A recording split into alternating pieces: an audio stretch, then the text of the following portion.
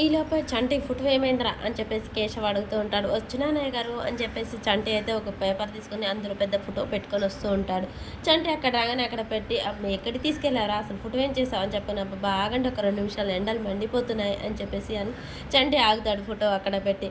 ఈలోపే వాళ్ళ చెంచలమ్మ వాళ్ళ మధ్య చేయి చేసుకుంటాడు. ఫోటో గురించి అడిగితే తిక్కగా మాట్లాడతావేంట్రా అని చెప్పేసి చంటి చెంప పగలగొడతాడు. చంటి వెళ్ళి చెంచలమ్మ కాళ్ళ మీద అయితే పడతాడు. అలా చెంచలమ్మ కోపంగా చూస్తూ ఉంటుంది. చంటి భయపడిపోతూ ఉంటాడు. చెంచలమ్మ కోపానికి అర్థం ఏంటో తెలియక చంటి అలాగే బిత్తరపోయి చూస్తూ ఉంటాడు.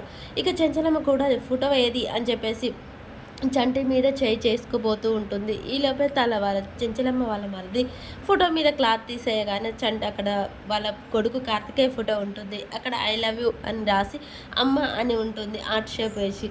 అది చూడగానే ఇంట్లో వాళ్ళందరూ అలాగే చూస్తూ ఉంటారు. చెంచలమ్మ ఎత్తిన చేయి కూడా దించేసి అలా కొడుకు వైపు ప్రేమగా చూస్తూ ఉంటుంది. చంటి ఉండి అమ్మగారు నేనే తీశాను, ఎందుకంటే ఆ రోజు మీరు నన్ను కాల్చబోయారు కదా, అప్పుడు ఆ ఫోటో పగిలిపోయింది. అందుకని పలిగిన అద్దాలు, పలిగిన ఫోటోలు ఇంట్లో ఉండకూడదట. మా అమ్మ చెప్పింది.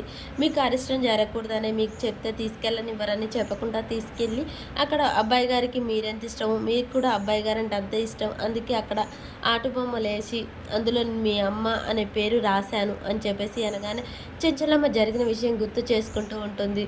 చంటి మీద ఎత్తిన చేయిని దించి లే చంటి అని చెప్పేసి లేపి ప్రేమగా అయితే దగ్గరికి తీసుకుంటుంది.